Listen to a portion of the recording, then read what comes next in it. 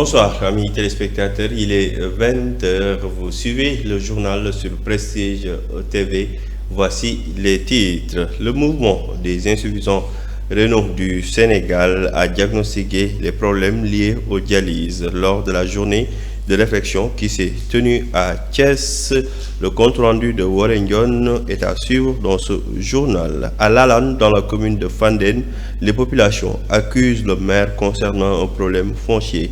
Nous écouterons leurs complaintes dans ce journal. La commune de Diass a célébré ses meilleurs élèves bacheliers, sans oublier les acteurs de l'éducation. Momodou Ndione, maire de Diass, sera dans ce journal. Le plan sectoriel de la justice pour l'année 2025-2029 a été élaboré. Le ministre Ousmane Diagne a présidé la cérémonie ce mardi. Nous y reviendrons dans ce journal. L'actualité internationale sera présentée par Momodou Saturne Ndione. Tels sont les titres dans un instant. Le développement.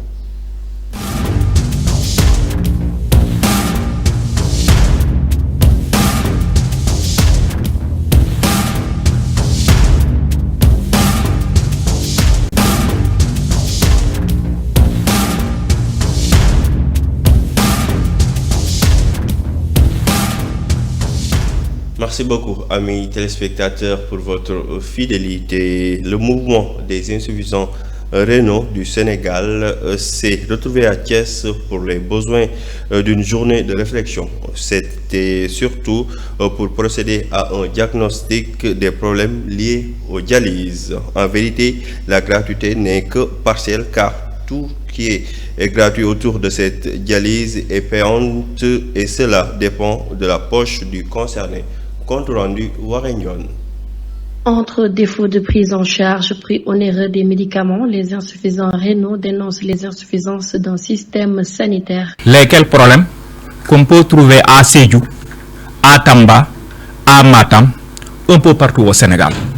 Je peux dire la dialyse en général au Sénégal souffre de ces maux que je vais vous énumérer. Au Sénégal, les centres de dialyse existent mais sous-équipés, parfois avec un manque de personnel, sans oublier le manque d'empathie dont souffrent les malades. Parmi ces mots, c'est quoi? On a tendance à dire ici que la dialyse au niveau public est gratuite. Elle est gratuite partiellement, puisque la séance de dialyse, vous ne la payez pas à 65 000 dans les hôpitaux publics. Cependant, tout ce qui gravite autour de cette dialyse est payante. Et cela dépend simplement de la poche du patient concerné. Aucune assistance sociale. Nous avons des assistants sociaux dans certains hôpitaux, dans certains centres, mais qui rencontrent beaucoup de difficultés pour venir en aide à ce malade-là. Parmi ces problèmes, nous avons les analyses. Je parle de manière très générale. Et cette généralité-là aussi, elle est particulière dans n'importe quel centre. Je le défie à quiconque qui veut apporter une preuve contraire. Le mouvement des insuffisants rénaux du Sénégal plaide pour la réouverture de certains établissements dédiés à la prise en charge des malades ainsi qu'une démocratisation des centres puisque dans certaines contrées du pays, l'accès... Ndione, très remonté contre le maire Dr Augustin Tine des populations de Lalane dans la commune de Fandène accuse l'idée d'être de mèche avec un promoteur pour les déposséder de leur terre de ses ancêtres. Ces habitants ont fait face à la presse hier pour lancer un cri de cœur à l'endroit des autorités. Suivons leurs complaintes. Le maire de la commune de Fandène, Dr Augustin Tine, en complicité avec un promoteur étranger, veulent nous déposséder de nos terres et nous n'accepterons pas cette forfaiture. Dans ce bras de fer qui nous oppose avec le maire Dr Augustin Tine, ce dernier apporte son soutien à ce promoteur étranger pour nous déposséder de nos biens. Et pourtant, cette affaire avait déjà été tranchée par le tribunal qui nous avait même donné raison. Mais aujourd'hui, du fait de la complicité du maire, l'homme d'affaires a osé revenir pour poursuivre un combat déjà perdu. En tout cas, En tout état de cause, nous, habitants du village de Lalane, nous sommes décidés de poursuivre le combat jusqu'au bout et nous mettons en garde le promoteur et son complice, le maire Augustin Tine, qui veut nous imposer la force, sachant qu'ils vont devoir marcher sur nos cadavres pour s'octroyer par des manœuvres frauduleuses ces terres. Restons toujours dans la commune de Fandène et suite aux accusations des propriétaires de terres contre le maire Dr Augustin Tine, ses collaborateurs ont balayé ces accusations portées contre leur maire. Ndiaga Fall, conseil municipal à la commune de Fandène, a porté leur parole suivant sa déclaration. Dañuy def déclaration bi dañ ci accuser monsieur le maire Augustin Tine du maire commune Fandène. Ces accusations proférées contre le maire Dr Augustin Tine, ces accusations sont infondées parce que le maire Augustin Tine n'a rien à voir avec ce promoteur. J'ai entendu des gens sortir accuser gratuitement monsieur le maire Augustin Tine. En tout cas, nous, conseillers qui travaillent avec le maire, nous savons très bien que Dr Augustin Tine est un homme juste et véridique. En tout cas, il ne s'aventurera jamais à prendre les terres d'autrui parce qu'il n'est pas de ce genre. En tout cas, les gens parlent à gauche et à droite et accusent ouvertement le maire.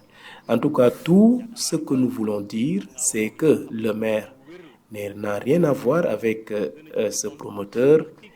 En tout cas, nous pouvons affirmer qu'au niveau du conseil municipal de Fandène, nous recevons souvent des dossiers de délibération et toutes ces accusations proférées envers le maire, pour être bref, ce sont des accusations infondées car Dr Augustin Tine n'est pas impliqué et il ne sera jamais impliqué dans ces problèmes-là. Cap maintenant dans le département de Mbour où le maire de la commune d'Adias a présidé la cérémonie de récompense des meilleurs élèves bacheliers de sa commune. La cérémonie de distinction a vu la présence des parents d'élèves ainsi que des acteurs de l'éducation. Au total, 9 récipiendaires ont été récompensés par Mamadou Ndion, maire de Dias. Ce dernier donne plus de détails sur cette initiative. Suivons-le. C'est une cérémonie que nous organisons depuis quelques années. Nous avions même commencé avant d'être élu maire. Une fois élu maire, nous l'avons renforcé. Et cette cérémonie vise à créer les conditions d'un nivellement vers le haut. C'est-à-dire en présentant les meilleurs, en primant les meilleurs. C'est un message que nous lançons à tous les bacheliers, à tous les élèves, même aux tout petits, pour qu'ils puissent exceller, n'est-ce pas, dans les études. Et je me rends compte que depuis qu'on l'a initié, c'est devenu un challenge. Un challenge au niveau entre lycées, un challenge entre élèves, un challenge également entre garçons et filles. Et cette année encore, ce sont les filles qui sont devant avec 5 bachelières qui ont eu la mention, et suivi des garçons qui ont 4. Donc c'est une cérémonie qui vise à créer les conditions, n'est-ce pas, d'une excellence au niveau de la commune. Chaque récipiendaire a reçu un ordinateur des mains de la mairie plus une enveloppe. La première a reçu 500 000 francs et les 8 autres ont reçu chacun 250 000. En plus maintenant de cet appui de la mairie, les Ciments du Sahel nous ont accompagnés en octroyant un ordinateur à chaque récipiendaire. La mairie de Dias a mis l'éducation en super priorité. Déjà, nous sommes une mairie qui a eu à construire 24 salles de classe, 1000 tables bancs, à accompagner tout le processus éducatif jusqu'au niveau des universités. Rien que l'amicale des élèves étudiants de la commune de Dias a reçu cette année une subvention de 30 millions. Et depuis plusieurs années également, nous les accompagnons. L'éducation est à la fois un lieu de socialisation, mais également un lieu de formation professionnelle. Raison pour laquelle nous avons octroyé beaucoup de bourses de formation professionnelle, de formation qualifiante, dans quasiment tous les secteurs, sans compter des conventions que nous avons signées avec des écoles de formation professionnelle. Donc c'est dire donc que la jeunesse est une priorité, l'éducation est une priorité et nous faisons tout pour traduire cela en termes budgétaires au niveau, n'est-ce pas, de la commune de Diass. C'est une cérémonie que nous organisons. Après la Petite Côte, direction la capitale sénégalaise, Dakar, où le ministre de la Justice a présidé ce mardi matin la cérémonie de l'élaboration du plan sectoriel de la justice pour l'année 2025-2029. Lors de cette cérémonie, le garde des Sceaux, Maître Ousmane Diagne, a fixé des orientations stratégiques concernant son département. Je vous propose de le suivre lors de sa prise de parole. Dans un contexte national et international marqué par des exigences accrues de bonne gouvernance, de transparence, de sécurité juridique et de respect des droits humains, il est impératif que notre justice réforme, s'adapte et innove. Par ailleurs, les défis sont nombreux et se déclinent notamment en termes de modernisation des infrastructures, de lutte contre la surpopulation carcérale, de célérité des procédures, de renforcement des ressources humaines et d'adaptation aux enjeux numériques. Ainsi, cette politique sectorielle de justice 2025-2029 fixe des orientations stratégiques claires, à savoir l'amélioration de l'accès à la justice et de l'efficacité de la justice judiciaire, la réforme du système pénitentiaire et l'amélioration des conditions de travail de l'administration pénitentiaire, le renforcement de l'éducation surveillée et de la protection judiciaire des enfants, la promotion de la bonne gouvernance et le respect de la dignité humaine, le renforcement des ressources humaines et l'optimisation du pilotage du secteur.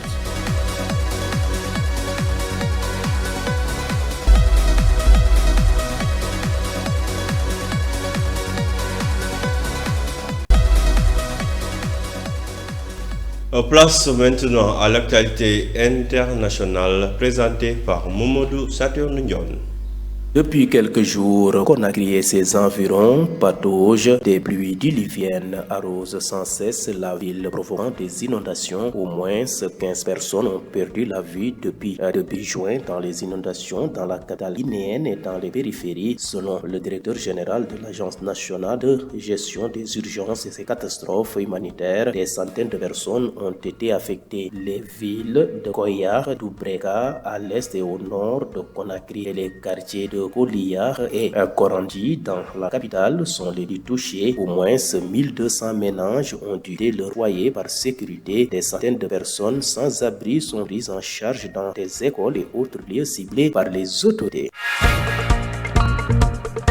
Quittons le golfe de Guinée pour l'Asie-Pacifique où les pluies diluviennes qui frappent cette semaine le nord de la Chine ont fait 30 morts et entraîné plus de 80 000 évacuations à Pékin, ont annoncé aujourd'hui mardi les médias d'État. L'agence météorologique chinoise a émis ce mardi son deuxième plus haut niveau d'alerte aux précipitations pour la capitale chinoise sur une échelle en comptant 4, a rapporté l'agence de presse officielle Chine Nouvelle. Sont également concernés les régions limitrophes de Hebei, de Tchad sont également concernées, les régions limitrophes de Hebei, de Tianjin, ainsi que 10 provinces du nord, de l'est et du sud de la Chine. Des pluies violentes y sont attendues jusqu'à mercredi selon la même source. Bouclons rapide de survol de l'actualité internationale au Moyen-Orient après l'annonce de l'ouverture par les États-Unis de centres de distribution alimentaire dans l'enclave. C'est au tour d'un autre soutien d'Israël de pointer la famine à Gaza. Le chancelier allemand a annoncé lundi 28 juillet, la mise en place d'un pont aérien visant à acheminer des denrées alimentaires et des fournitures médicales pour lequel Berlin travaillera en étroite collaboration avec la France et la Grande-Bretagne, a rappelé que le chancelier allemand, l'un des plus fidèles soutiens d'Israël dans la guerre contre le mouvement islamiste palestinien Hamas, a rappelé que le chancelier allemand, l'un des plus fidèles soutiens d'Israël dans la guerre contre le mouvement islamiste palestinien Hamas, a par ailleurs appelé Israël à améliorer immédiatement de manière globale et durable la situation humanitaire catastrophique. Pour lui, les mesures mises en œuvre dans la bande de terre dévastée par la guerre ce week-end par Benjamin Netanyahou ne sont qu'un premier pas. Depuis l'actualité internationale présentée par Mamadou Saturdounion qui a mis fin à ce journal. L'actualité revient tout à l'heure en version Wolof. Quant à moi, je vous donne rendez-vous demain. Merci beaucoup à toutes et à tous. Bonne fin de soirée.